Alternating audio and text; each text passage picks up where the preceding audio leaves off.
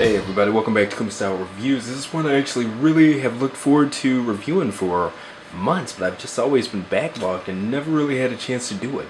This is the Mad Toys Infinity Gokin King of Beasts, which is of course their third party, not licensed, homage to Voltron, Golion, whatever you want to call them. So taking a look at what's in the box here, of course, it's the box. Comes with some CGI artwork. All of this is actually embossed on the box, so that's really cool. Really well done packaging.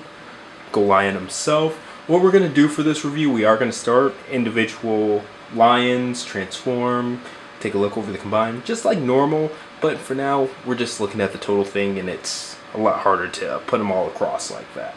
So a lot more space. But it comes with a sword, kind of a mid-formation sword. Do you guys remember that guy? Blazing sword. I'm not familiar with the dual blades. Comes with that, but I don't know. I admittedly have no idea where they come from, if it's an additional weapon that they designed, if it was from a couple of cartoons that I haven't seen, I don't know. His shield, of course, and we get into the individual weapons for the lions.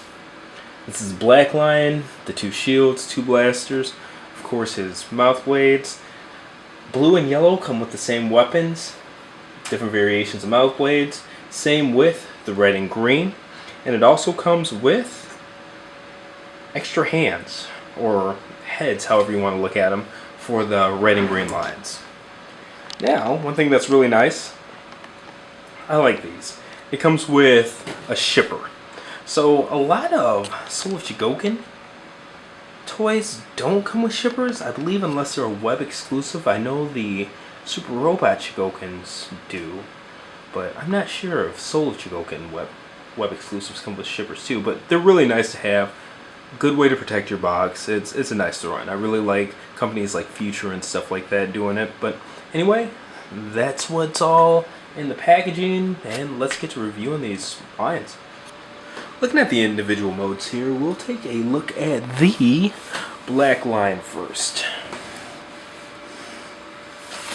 Now, for each of the other two, the blue and yellow, red and green, they're clones of each other, so basically just retools of the same base.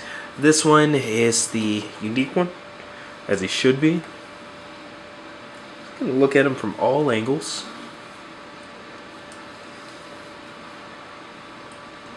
It's nice not to see a fat, quote-unquote, middle lion, so the aesthetic is really, really cool. He's got a nice silhouette to him. In terms of posability, ratcheting shoulders, good spacing in between the ratchets, a lot larger on the back than I'd like him to be, but he's got bend at his elbows, his feet, as well as his claws. And they all have that. Pretty standard, same articulation on each of them. So if I forget, I would put money on each of these pretty much being the same. Alright, now his head. This is, of course, Go Lion head as well, so he's going to have that up and down articulation, things like that. Those are a given. All of these do also have multi-jointed tails, which are posable. Now taking a look at his weapons, take a look at the guns first. And these do actually have LEDs inside of them. So a nice feature. Forget how to put these on. I can honestly say that I don't remember. There we go. They go in a certain way. There's a slit in there. Gotta find the right points. I've actually had these for months. Just never got around to messing with them, outside of transforming and displaying them. But his weapon,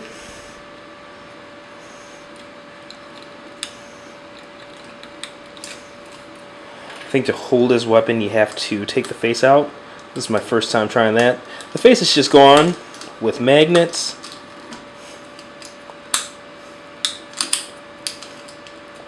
Ugh. There we go. So now you see the empty face there. Look at that a little bit more during the transformation, but see if that's what it takes for him to hold his weapon. There we go.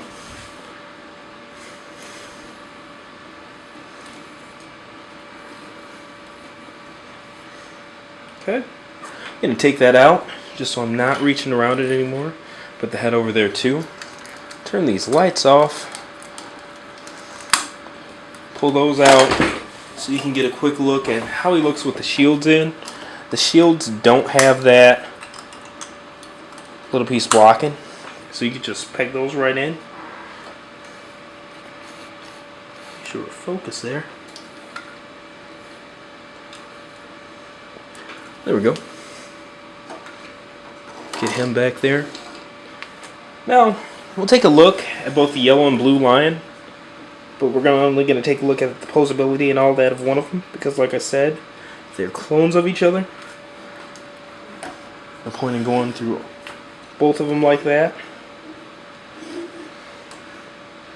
Okay. These ones don't have the head articulation, the up and down movement. They do make the feet, so they have the ability to go up just because of the transformation. The same difference as the black lion, the articulated paws. Like I said, they're all the same. Oop. Now in terms of die-cast content, these are mostly die-cast. This toy is probably 75 to 80% die-cast. It's a lot of Gokin. For those of you like me who are fans. Articulated tail there. Now these two each come with options for weapons. Come with the single blade that can turn on either side, or this guy here. I'll just go ahead and do that one for him. And for the yellow lion, their mouths are ratcheted too, in case you didn't know, all except the black lion.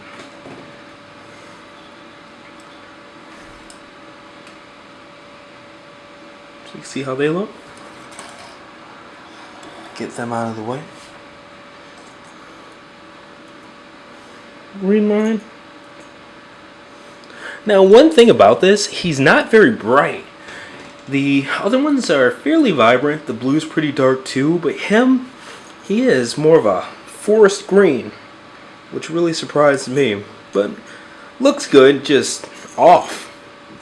I don't know if that's factory error, by design, what, but you definitely notice it, even if you don't have a problem with it. Okay, so with them, no head swivel. They do have a gimmick where the heads pop off for the combined mode. And I'm just doing that now in case I forget during the combined mode. My bad in advance. Articulated tails. Same articulation as the rest on the legs and paws. And I like that they gave them all the same articulation and instead of saying, oh, okay, well the main line's going to be the one that's mostly articulated and that's the one they're going to play with most, so screw the other ones. No, they really did a good job of putting them all together. Alright. Now with the spare heads, for the most part, they seem exactly the same. I can't say for the most part, they just seem the same. I don't know if they're just spares, if there were issues of people having problems or breaking or anything like that, but they're same. They look exactly the same, function exactly the same. Yeah. One guy on Robot Japan forum said that his spare heads had swivel, so you can make like the hand swivel and stuff like that. Mine definitely do not. So I don't know if that's how it's supposed to be or what. But yeah. Alright. So now we've got all 5 lions gone over. Close his big mouth.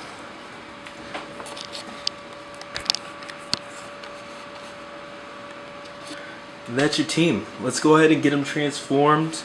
Let's go lion time.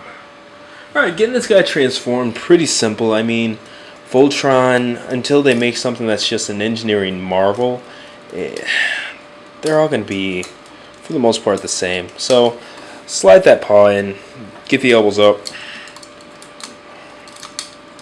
paw in, elbows up. Should look like that. You're gonna want to rotate these so they're backwards. Rotate these so they're backwards. Alright, for the legs, zoom out here. You just put them straight down. That's how they slide in. Okay? Whoa! Well, that's the head. And then just put the head down. And of course, you don't want the jaw straight down. You kind of want it resting-ish. That's one of those pieces that's up for discretion. But we're almost there.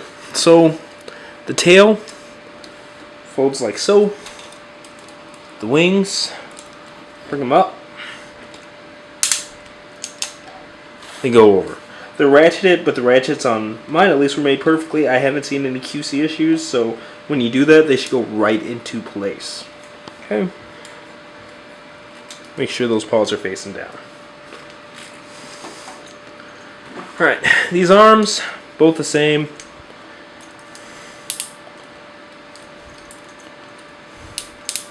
It's not really too crazy to see what I'm doing. Okay. 1, 2, and that panel, for mine, it just needs to be re-glued. So I actually took it off to see something about the bicep swivel or lack thereof, so that's on me. I removed that. Alright, we'll go into that a little bit later. Okay, so there's one arm. Let's get arm number 2 done. And it's almost, they almost go in. Everything goes together so easy that it makes you think you did something wrong. But you didn't. They're really that easy. The ports, of course, take them out. This one was already down. The legs,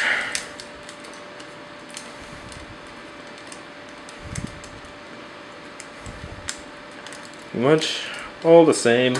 I'm going to take a quick look at the instructions to make sure with the legs that I'm doing them right.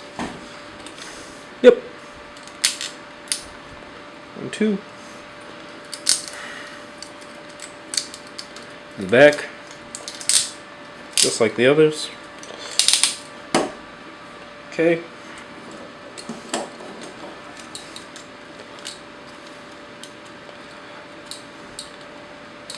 I think the hardest part is making sure that you get those paws in before the rest of the arm. But once you got that, it's pretty straightforward. 1, 2, 1. See how quick that is? It's crazy. There's 2. I'm just making sure, of course, got everything on the right side. So, bring the camera back a little bit. We are sliding them in. Slide 1 in. Slide 2 in. People were, mine's the version 2. Some people were reporting problems with the left line not going in or coming in loose. There are buttons on the back to make these push out. So when you slide it in, make sure that button is pushed out. And you could just take your fingernail, if it's not, and pull it out a little bit, and then slide them down a bit more. Supposedly that's the fix. Everybody's been saying it works, so I'm going to go with no. No reason for them to tell the fibs, especially with so many people owning it. Alright, with the arms, you just pop them in, but I had to figure out how to do it right. Alright, so there are 2 sideways or like horizontal pegs or whatever. You just got to match those up too. Like I said, it's been a bit, so bear with me. And see, this is me not even knowing what I was doing anymore. But there you go, we have Go Lion. Now let's, even for, I know it's just the transformation part, but he's looking pretty lame just sitting there all straight up like that. But there we go. Let's take a look at the combined mode. Alright, we're taking a look at the combined mode here. It looks a little bit different from your angle, but his actual height is 11 inches on the dot. So, that's the combined mode there. In terms of comparison, we're not going to do them for this video. Reason being, my detolfs, they're getting pretty full. In fact, I'll give you guys a quick show, but zooming in and focusing here, you got Galga car and some Cinderbots in front of it.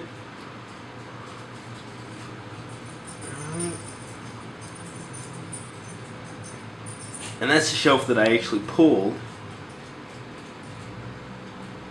Go Lion from. It's just a lot to pull out, you know, it's getting really ridiculous. We're actually buying 4 more detolfs this weekend though, so that's gonna be a fun time. I'll have a total of 10. Freaking crazy.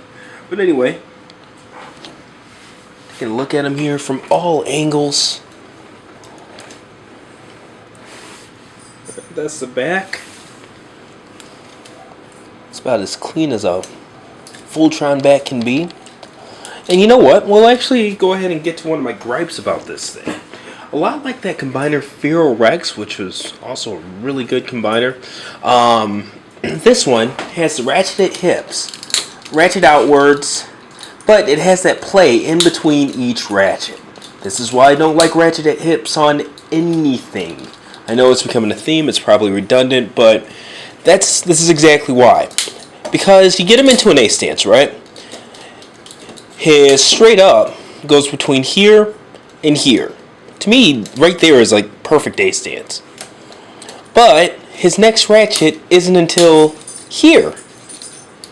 But then you've got playroom on the inside, and you're just trying to get the feet to stay. And when you're not on a surface that, I guess, dusty or granulated, then you don't really have anything for him to stick to. So I'm sure maybe some stick pads could work, like the Fero Rex spots ended up doing. They released an add-on with those for it, but as is, it's got that sliding area there till you get to the next point, and yeah, I'm not a big fan. He does have some decent ankle tilt. I guess we'll start the posability at the bottom first. It doesn't look like it at first, but you actually have to pull the feet out, and then from there they have the ability to go ahead and tilt inwards, outwards. So it's not a lot, but it's enough, most definitely. And even right there, it helps quite a bit. Now, going back to the upper body, the head, 360 degrees of motion, but for whatever reason, it's also on ratchets. So I don't get it. I really don't get it. So close but so far away. The arms, full 360 range of motion there. And it's nice. These stay really tight. The Black Lion shoulders, so you don't get movement like these wanting to go around with the arms and stuff like that. It's pretty cool.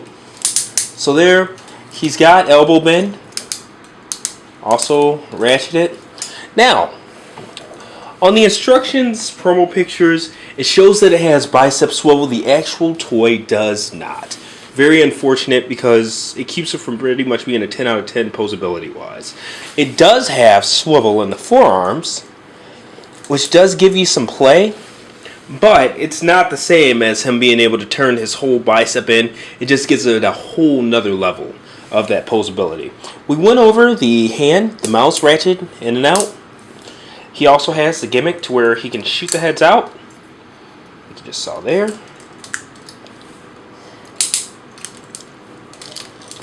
See, he does have waist swivel, soft ratchet. Nothing crazy. We went over the hips.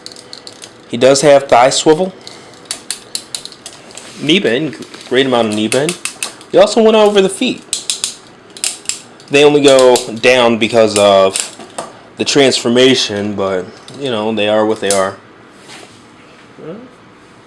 Now we can start looking at some of the weapons. They all go into the hands just the same, but we'll go ahead and knock out the face first. We took a look at it at first when we had to put the weapon in the Black Lion's mouth, but let's get a close-up on the face. It's got a nice face sculpt, but if I have to say there's one thing I really don't like about it, you can't really see it right there, and that's a good angle.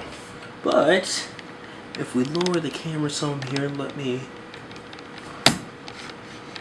see what we got. There is actually a dot on his forehead. Now, I don't know if that's something that's accurate and I'm just missing it, but there we go. You can see it quite a bit better right there.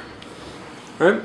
It's nice when it's hidden, but I don't remember that being in the TV show. It's not shown on the promo CGI art or anything like that. I don't really know where that came from. And if I'm wrong, I'm wrong. That's more than fine. But even looking at pictures, I have not found any pictures of that. Yeah, we're getting this face changed out. It's not too difficult. Just get it all the way down like so. And the face just pops out. Okay? And what you see right there, it's a piece of metal on the inside. This whole thing's actually metal. But the faces on the backs have magnets.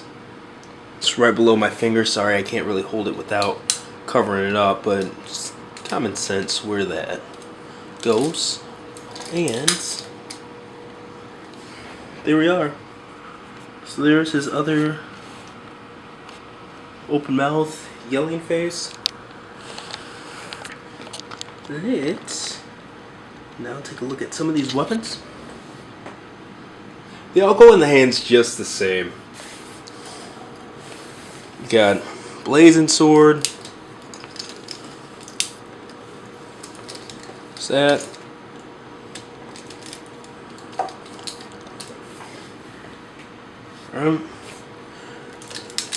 Holds them up fine. They're not heavy or anything like that.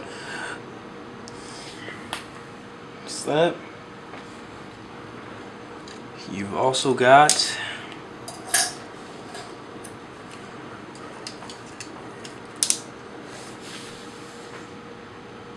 regular sword, non-blazing. And like I said at the beginning, he has these dual blades here that are amazing, but I don't get them. And this is where wrist swivel would be kind of cool too, to kind of have them flared out there. But he does have the forearm turn, which helps with that. Just imagine if this thing had bicep swivel, man. It'd be a party. There's that. That's your double blading Voltron.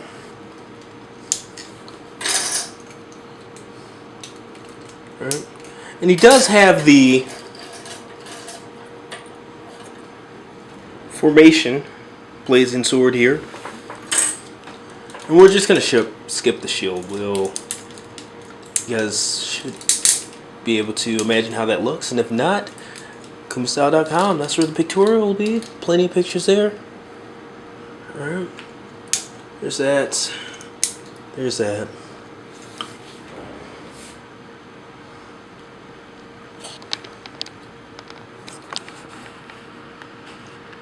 Get this guy zoomed in. So overall, really cool stuff.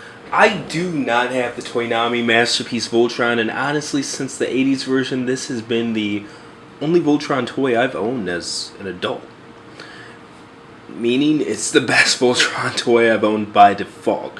I think it's really good, especially in comparison with, like my Soul of Gokin toys and things like that.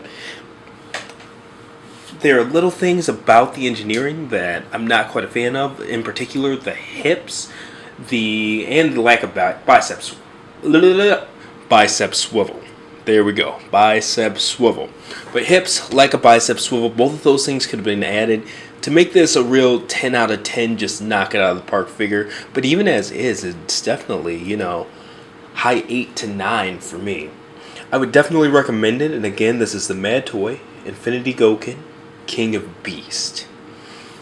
I wish I had the Toynami Masterpiece or even the Mattel Club, the big giant like 2-foot one or something like that to compare it to. This one though, I can say this.